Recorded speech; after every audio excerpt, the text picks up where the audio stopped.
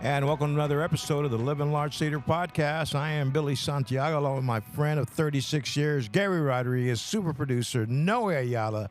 Reach out to us on Gmail at livinglargetheater@gmail.com. We're available on Spotify, iTunes, Google Play, Amazon Prime, and the iHeart Podcast Network. If you want to become a sponsor of this fine show, reach out to our super producer, Noe, at 956-451-1633. And please, not after 9 p.m., rate our podcast, share it with a friend, leave us a comment, and more importantly, hit that subscribe button so the next time we have a podcast, you get notification. Gare? All right. Here we are, the Living Large Theater Podcast, broadcasting live from Majestic Studios. We want to thank our benefactor, Ward Thomas. And yes, we are broadcasting from ground zero of Biden's invasion right here on the southern border of Texas. I'm telling you, man. Didn't take long.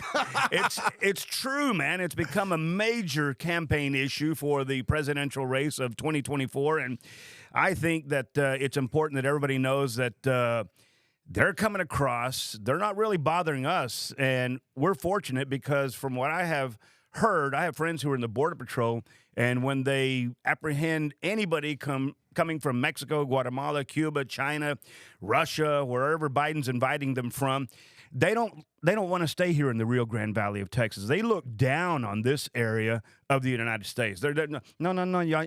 I go to Chicago or New York or and they get a free bus ride, too. They get a free bus ride. And, you know, as I was driving in, I was thinking, okay, I was seeing some utility guys putting up some power lines, and I thought, okay, we're inviting millions of people in here. We have a hard time as it is right now providing power, just basic electricity during times of weather or some other sort of natural or God-caused phenomenon. You know, so we're straining our power grid just by bringing more people in who really aren't contributing. And if they do, okay, they're contributing. But also water resources. Have you seen the number of apartment complexes going up here in the Rio Grande Valley? We're already struggling to have water delivered to our farmers. And believe it or not, farmers... And you are a farmer or a rancher? I have 10 cows. I wouldn't call me either one. Okay. But, you know, so the sugar mill shut down because they can't The one in Santa Rosa. Yeah, they can't get water. But here we are. We're building thousands and thousands of apartment complexes to attract more people and house them. And when you bring an apartment complex of, say, 100 units, you're bringing in 200 cars because mom and dad each have their own car, and eventually the kid's going to have a car. So it's more cars, it's more strain on the utilities, and it's a whole big strain on the water resources. You know what? Kids don't take the bus no more. What's going on with that? Yeah, well, that's true, man. So, you know, we're here. We're broadcasting live from the Majestic Studios. I'm not complaining. I'm just trying to make aware that, you know, Biden's border invasion doesn't really affect us that much because, you know, we're lower class And your cows are safe, though, right? Yeah, well, yeah, until something happens, then okay. I'm taking one down myself. Okay, I just want to make sure. Yeah, so, you know, we expect better things from our government to control our borders, you know, vet those that are coming in, make sure that they're not criminals, and if they are criminals, get rid of them. You know, you had criminals up in New York. They beat the hell out of a couple of cops the other day, then they let them go. They let them go without bail. Oh, my goodness. Crazy. Man, you know, we're all for having a good life, quality of life, and we want to help as many people as we can, and some of the ways that we have been able to help people is by hosting them here on the Living Large Theater Podcast to promote either their new album, as we did with Bobby Pulido, or their musical prowess, as we did with Nano Ramirez and Roberto Pulido. Or their new book. Nano had a book that came out. That's right, man. Mm-hmm. We're here to help. We're here to spread good messages. And, you know, one of the most helpful events that has been going on here for years and years is the Crawfish Boil. Mm-hmm. And it helps, I think, many charities. So we want to talk about that, not so much about in the context of here in the Rio Grande Valley, but our guest is going to be able to help you. You know, we have listeners. No, we have listeners in Thailand, Spain, Baltimore, Chicago. We have listeners everywhere. Maybe the gentleman that we're going to visit with here on the Living Large Theater podcast, this episode can give you a template of how to set up your own, I don't know, crawfish boil and benefit your YMCA up in Dallas or your Rotary over in Galveston or whatever. So without further ado, how about a big round of applause, please, for our guest today, John King. Bravissimo. Hey, John Yes, sir, King, Bob. man. John, thanks for taking time to be with us today, and we certainly want to thank Ward Thomas for helping us get to you. And, you know, I remember when I first remember the name John King. He was a big stud over at Channel 4, the CBS affiliate here in the Rio Grande Remember Valley. those days. John, welcome, and talk about some of those days that we sort of cross paths. Billy and I in radio, you in TV, but we're always out there running into each other, bumping into each other, and just having a good old time. Absolutely. But first off, is the bar open? Because your little intro was depressing. Oh, I mean, we're talking about all the things. It's 10:30 in the morning, and I'm thinking I need a shot of something. You know, Well, we do you're that talking about every now and Biden, then. and you're talking about all the border problems and the water. We have no water. You know, and I'm thinking to myself, But his cows are okay. His cows are okay. Yeah, the cows are okay. Thank God. well, I didn't think it was as depressing as I thought it might. It might be informative. Wow. No. It's informative. No question. So, Okay, all right, show's over. yeah, I know. I'm trying to think of who you're going to vote for. Yeah. Yeah. All right, that's good. Yeah. Good start. So Good Channel start. 4, is that what brought you to the Valley? Yeah. Okay. Yeah, so- and before that, where were you? So I grew up in Dallas and Arlington, actually, where Nice. the Rangers and the Cowboys are now. Yeah, And I grew up in so- Irving. Okay, perfect. Yeah, so Arlington Lamar High School. Woo. There you And, go. Irving High School. All right, so Tigers. Yeah, we're Vikings. Okay, so then I went to UTA, but basically I was getting into TV, and TV is like minor league baseball. You got to start off the minors. You know, unless you're just a rock star. Yeah, you're not starting off with the majors. So Yeah. went from, interning in Dallas and NBC in Dallas. My first job was in Laredo, because basically, like a minor league I'm baseball sorry to player. hear that. Yeah. You didn't deserve that. Oh, I know, right? But I have family there, so that's okay. good, because you're making peanuts. You are literally – I made less money as a college graduate, my first job, than I did as my part-time job while I was in college. Paying your dues. Man, it was Cutting your brutal. teeth. John, we all did. Trust me. Brutal. Trust me. Brutal. And I was like, is this even minimum wage? I mean, yeah, it's brutal. And then you work like 68 hours a week. You do it for the love of and it. you can't get overtime. And there was that kind of little Yeah. caveat. Yeah. Remember you know? those days, So- too. Mhm. No, Yeah. they're giving you the experience. privilege Yes. of working for them for peanuts. That's right, and that's pretty much what it was. And so, moved to the Valley in January '95. I got a bump up to let's say, from rookie ball to like single A. Yeah, yeah, at the time, Closer And to so- minimum wage. right? And so yeah, I started here in January '95. Yeah. and worked in TV here until May '97. Now, were you news or sports? Sports. You were sports. Okay. Yeah. See, we used to do Pigskin Patrol. Yeah. B104. Yeah. And I would see you at some of the stadiums, and you were always in the suit with the mic, and then you had a cameraman who had a tripod, and then sometimes you even had an engineer. Now one person does all of that. It's crazy. What caused that? Technology. Technology. Okay. Yeah, it's just so much easier. You see guys now, they can do a live shot with a cell phone. Yeah. Or a smartphone, rather. And so, we had to carry, I remember like in Laredo days, we were carrying what was called a 3/4 inch deck. That was where you recorded on the camera. So the tapes didn't go into the camera. And so we had a separate deck. So you're hauling around probably 100 pounds worth of gear. Yeah, well, you also had to carry a little TV monitor so you could see. I mean, so you are just doing all sorts of, that's probably why my back is bad now. You're running up and down the sidelines and doing all these things with this big old clunky deal, and that sucks juice out like no tomorrow. You know, it's not like batteries of today. And so, it's tough because it was you're always looking, to make a resume tape. Yeah, I the mean, escape tape. sure We you called guys- it the escape tape. So you're always looking for that great shot or that great whatever that's going to maybe you can put on your reel. Yeah. And the problem is when you're using these old tube cameras, you show something, you're showing the ball or whatever, and then you hit the lights. The lights would just burn. Yeah. In the camera right away. Old technology. Yeah, and so you're sitting there and you're like, okay, this is bad. Hey, John, did you go to a cowboy training camp when you were Oh yeah. Yeah. How was that experience? That was a lot of fun. I I have some still photos from back in the day, that my, ex-girlfriend at the time took pictures of, like me interviewing Emmett or Troy Aikman or something. That was like the 95. Did you go the year 95? That was the last year the Cowboys won the Super Bowl. Right. Yeah. So I was in Dallas. I was working from 91 to 93. Those are Super Bowl years. Those are the first two Super Bowl years. 92, 93. Because I remember when they were playing in Pasadena against the Bills, which is the first win. I was like the senior intern in Dallas, and so they sent me to the Dallas Mavericks game to cover the Chicago Bulls. And so I had a one-on-one interview with Michael Jordan. Shut up. Yeah. Oh, wow, nice. I'm like 21 years old interviewing Michael Jordan, and I'm thinking, this is the coolest thing in the world. Yeah, it is. And someday I might be able to get paid minimum wage to do this. I'm trying. So, yeah, this is going to be great. But, yeah, so I had a lot of great experiences, covered the, Nolan Ryan, with the Texas Rangers at that time. And down here, mostly it's Friday night football. So who were some of the stars when you were high school football stars when you were Tony Ellis. Tony Ellis. Brownsville Hanna. He was probably the okay, I've heard the name. Yeah, so Tony went to from Hanna, and he went to University of Texas.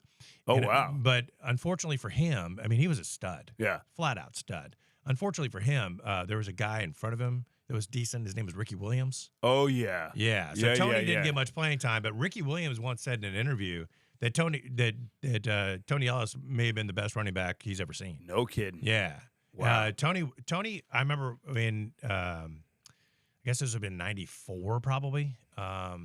We were covering a game, Harlingen versus Brownsville Hanna was the game of the week. Yeah. And Tony, in the first half, touched the ball 3 times. Yeah.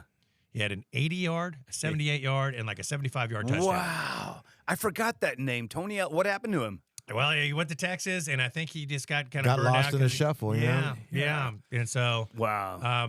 But I don't know where I haven't kept up with him or anything like that. But it just, boy, he can move. I need to do some research on that guy. Yeah, he had another gear. So John, you were here for 2 years on Channel 4. Yeah.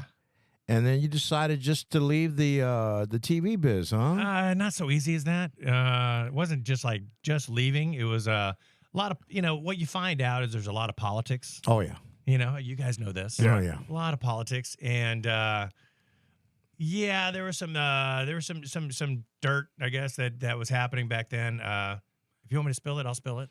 Hey, just as long as you don't mention any names. I won't mention names. No, I won't mention names. So we had we got chewed out as Channel 5 has always been the big boy in the block. Yeah. And they still are. And boy, that Ray Alexander, there was something special about that guy. Man, Ray awesome Ray guy. was amazing man. And it says a lot speaking about of you. Crawfish, because he's from Louisiana, so yeah. It says a lot about you, John, that you would recognize that station.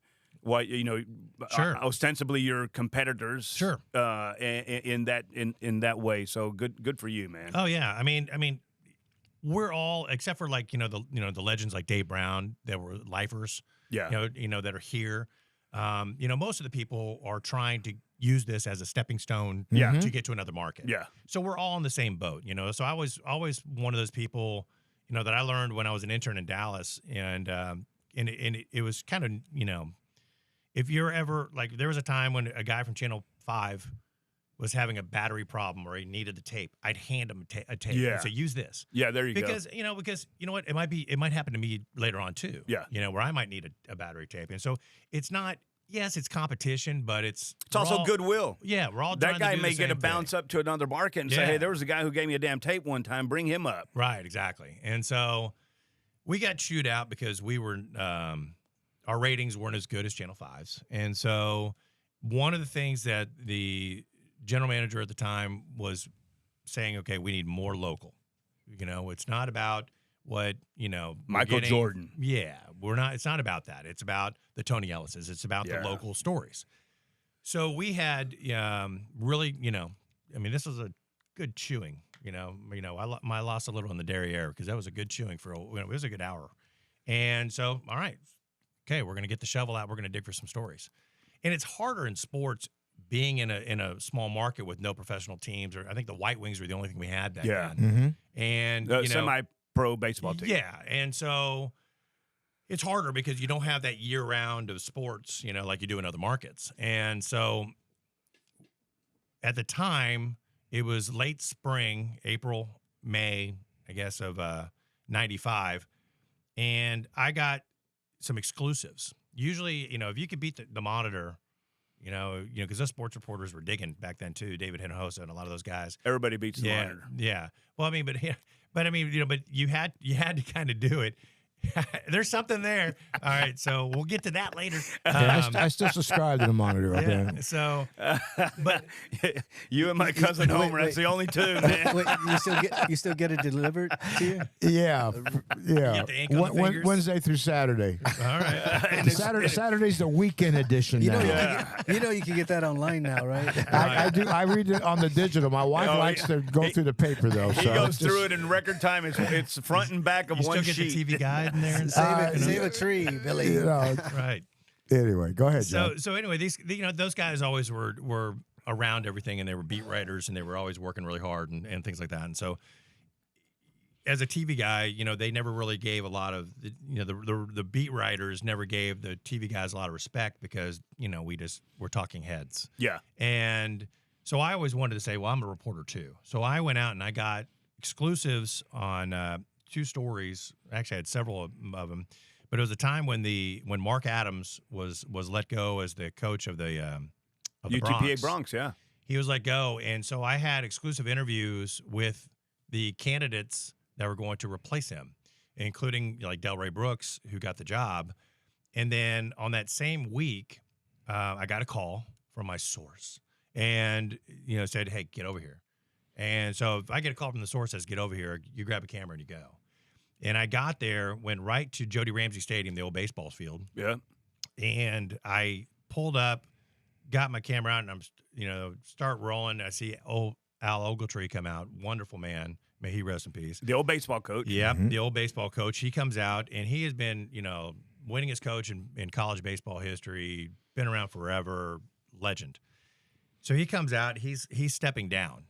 And so he's telling his team, he walks out and he says, all the players are taking a knee in front, and he walks out and, hobbles over and, and he says, "Boys, I want to introduce you to your new head coach." And he pulls up Reggie Treadaway, who played for him back in like the early 70s and has never left his side. And so you're thinking, okay, this is 30 years that he's, been with this man, and he got the nod. After all the years of being an assistant, he could have gone and coached anywhere. Yeah. But he stayed at UTPA, and he stayed with Coach Al. And he introduced it. Coach Al's crying.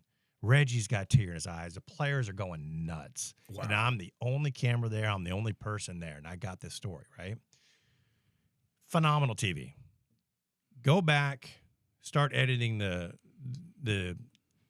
story, putting it together. It ends up, typical stories back then, you didn't get a lot of time in sports, about a minute and a half. Well, Coach Al, older guy, talked very slowly. Reggie, country guy, talks very slowly. But he had so much good stuff there. So my story went 2 minutes and 30 seconds. But it was a really good story. Good stuff. Really good story. And so I sent that in, and I got a call back from the sports guy, and who said, "Story's too long, you got to cut it." And I said, "Shut up." I said, "What would you cut?" I said, "What would you cut out of this story?" And I said, "Tell me, and I'll try to do it. But there's nothing to cut out of the story." And he was adamant. I said, "Look, just go talk to the producers and see if we can get, an extra 30 seconds. Just for tonight. Just give me just get an extra 30 seconds or something. Just for tonight. Right." And usually, you could ask them, and he goes, "No, they won't do it. They said they had these stories or whatever." And I was like, "Okay." I said, "Well, why can't we just trim the sportscast? What else do you have on the show that's so important?" Yeah. And his response was, "The Miami Heat won tonight." Oh. And I was like, "Were you just not at the ass kicking that we just got about local stories?" And so I'm screaming at him. I was like, "You got to be kidding me." I said, "I'm not changing the story. I'm just not." I said, "You have the story. You can do whatever you want with it. I'm out." But it was not that simple. Yeah. It was a little bit more laced in good words. And because I was livid. I mean, because I've been I could imagine. I was whipping my butt. I was killing it. So, of course, the next day I get a call from the bosses. Mm-hmm. They say, "Coming to work." I said, "All right." So I go into work, and I know, all right, here comes the ass joint. So I get there, and they ask me for my side of the story. I tell them exactly what I told you guys. And the news director at the time, which is our fourth news director in like 2 years. Yeah, they went through them like chewing gum. Yeah, and so this news director at the time basically tells me, "You're 100% right, but he's technically your supervisor, so we're going with him." Yeah. And I said, "Good night, everybody. Yeah, that's It's been fun." Yep. And I grabbed my stuff and walked out the door. Which is probably not the wisest thing to do when you don't have another job lined up. But you know what? You stood on principle, John. Absolutely. Yeah, No, I had to. and the lack of respect for integrity in many professions has run off damn good people in myriad numbers. I used to have morning show coaching sessions Okay. with some of my talent, and I would always tell them, look, 4 minutes is a good frame of mind when you're talking. If you go 6 minutes, one break, okay, fine. But if it's good content, I'm not gonna knock you on it. Yeah. And so that's the way I coach people, because you never know. I mean, 2 minutes and 30 seconds, great story. You got an exclusive. And it's local. Yeah. And they're busting your balls about it, man. Wow. The Miami Heat was very important, obviously. Yeah. You know, J.D. Gonzalez told me when I was in radio, he was our program director. He said, if you can't be funny in 10 seconds, don't try. But radio's a little bit different than TV. Yeah. And radio doesn't have the accompanying visuals that TV does. Yeah. And the listener will not be forgiving if you're boring the shit out of them with a story that pretty much only concerns you.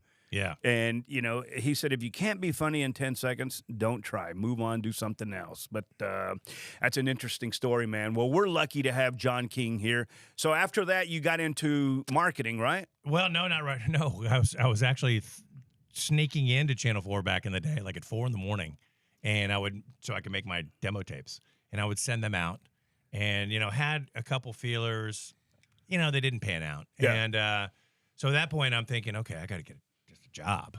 So I started working for Doug Duff. He's a good guy. Oh, yeah. Shipley's Donuts. Mm-hmm. Yeah. So I started working for him, doing some helping him run his like softball tournaments. They opened up Pepsi Sports Park. That's right. Started, doing help there and just doing little things.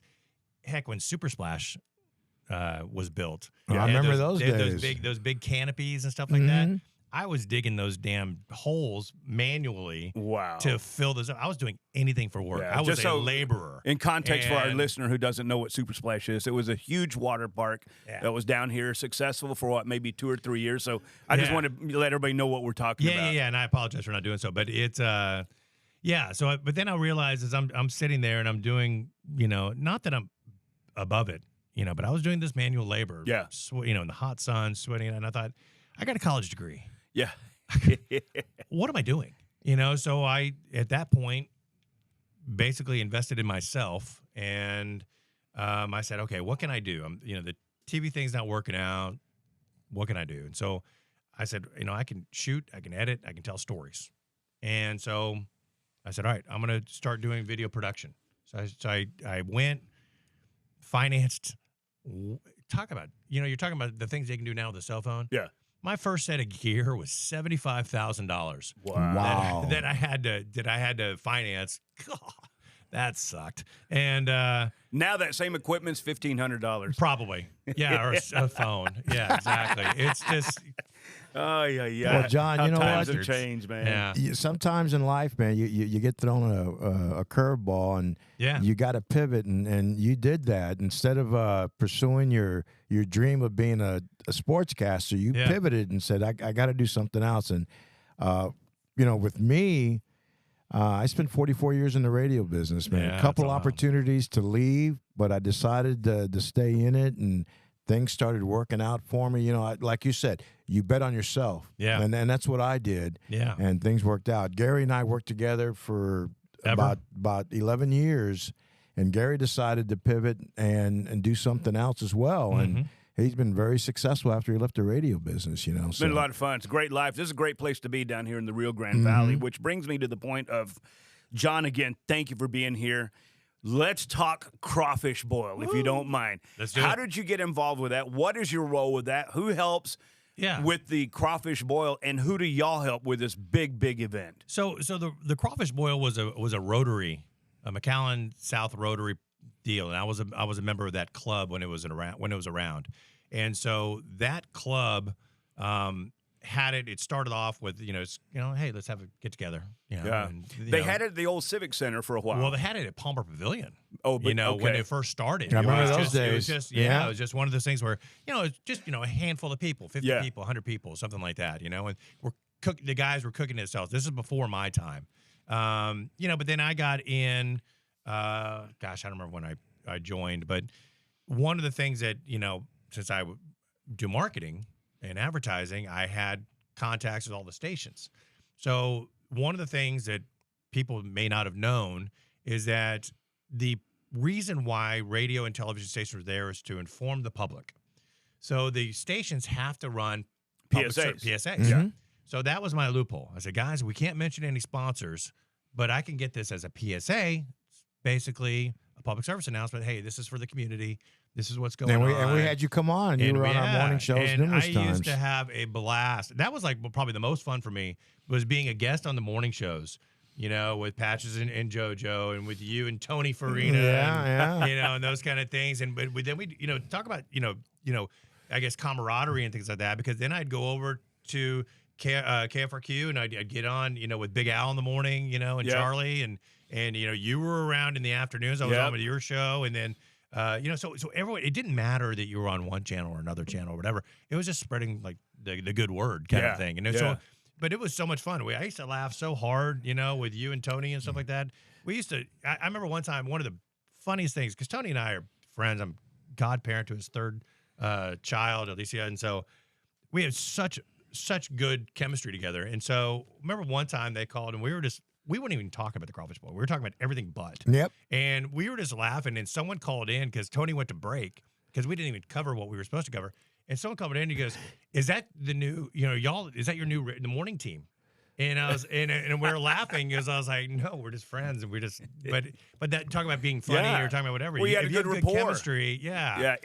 Chemistry is highly underrated and highly under-acknowledged. Yeah. Because I did mornings with some people that there was just no chemistry there. Right. You got to do it if you want the paycheck, and you got to try to be entertaining, but the chemistry is very important. And I got to say this about Gary. Gary and J.D. Gonzalez were probably one of the better morning shows I had a chance to work with, and they were getting ready to hit that stratosphere. And then J.D. left, and then Gary and I did morning show for about 2 months, and then we brought in Rio and Reyes. But it was always fun. For those 2 months, man, we had a blast. We had a blast together. I just hated getting up at 6 o'clock in the morning when my first newscast was supposed to be at 6 in the morning. Right.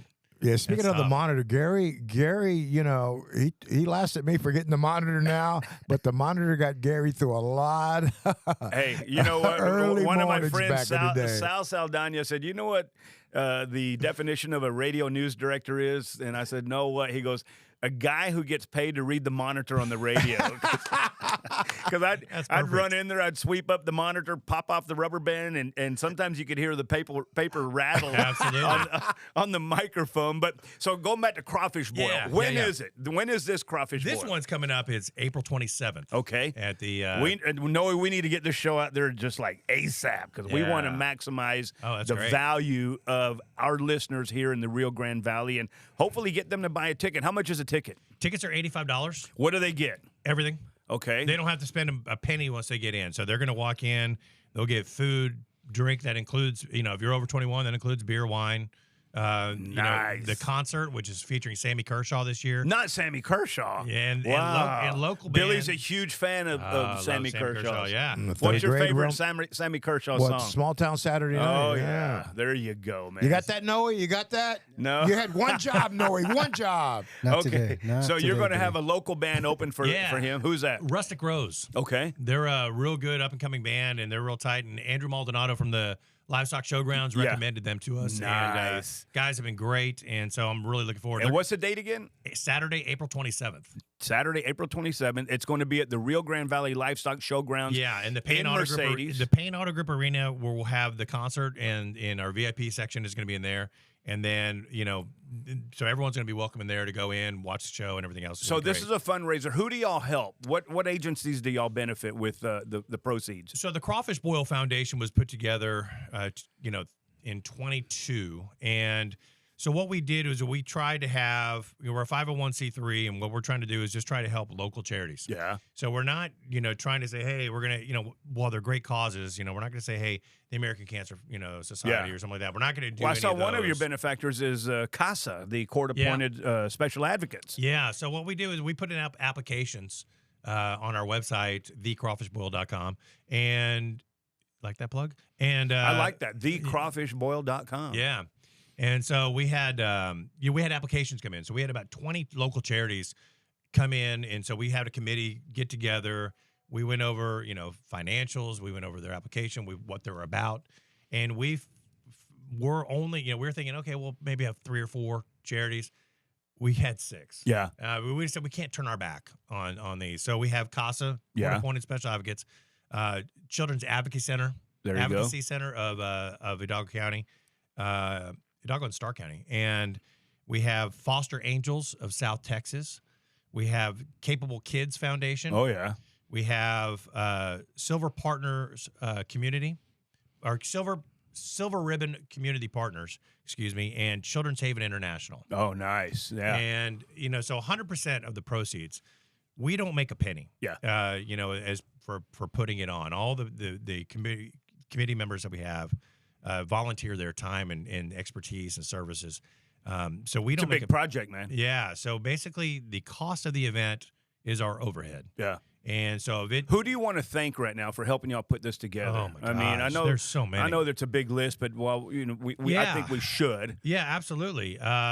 You mentioned before Ward Thomas. Ward Thomas. Ward Thomas. Round of applause for for Ward Thomas. Yeah. George Kuhn, Dan Worthington, Michael Fallick, Melaine Martin, Misty Martin, Amanda Gomez. We got so many people. We have That about is awesome. 40 man. members in our club. Troy Gerhart. Yeah. We talked about him.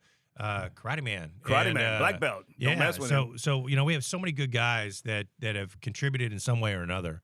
Martin Randall does a lot of our printing. So we have so many good guys that help out. That's awesome, man. And so everyone has their little jobs and their little roles that they play. Andrew Maldonado from the Livestock Showgrounds. Yeah. They're amazing. He himself is an entertainer with Drew and the Dance Hall Dreamers. Yeah. Where can we get tickets? Everything is on the website, thecrawfishboil.com. And that kind of goes in a little bit more. When you go to the website, you'll see a little bit more about what we're about. Last year was our first event. We had Shane Smith and the Saints last year. And I tell you what, if you were in the Valley and you didn't go to that thing, you missed out. Good show? Amazing show. And so they just were, got into the Grand Ole Opry. Oh, wow. They just were featured on CBS Saturday morning last weekend. They did, a set on the morning show. Shane Smith and the Saints. Shane Smith and the Never Saints heard of him, but I'm going to get his music. They're out of Austin, Texas. Wow. They were on they've been on Yellowstone like 3 or 4 times. They're amazing. Wow, So that is awesome. that's a country band. Yeah. thecrawfishboil.com. Yes, sir. So what time should we get there? Gates open at 6:30 p.m. Okay. And the event will serve food until it runs out. So if you want seconds, thirds, whatever, you obviously can go back and get more. $85 for all that. 80. We're gonna have crawfish, shrimp. We're gonna have andouille sausage, Ooh. potatoes, corn. Gumbo? No gumbo. So you're making it more like it's more like an experience instead of just a crawfish boil and a concert. So one of the things that was great about the Valley, going to the old, Crawfish Boil at the Civic Center or the Beef Syndicate, some of those great events. It was a community event. You'd go to these things and you'd see so many people that you know. Oh, yeah. And you just it's talk a about social affair. And that's what this is. Yeah. We're continuing that. TheCrawfishBoil.com. John King, thank you so much. Ward Thomas, thanks for helping us get John King on. Billy, take us out. All right. We're at the Living Large Cedar Podcast, Living Large Theater at gmail.com. We're available on Spotify, iTunes, Google Play, Amazon Prime, iHeart Podcast Network. Reach out to us. You can become a sponsor, 956-451-1633.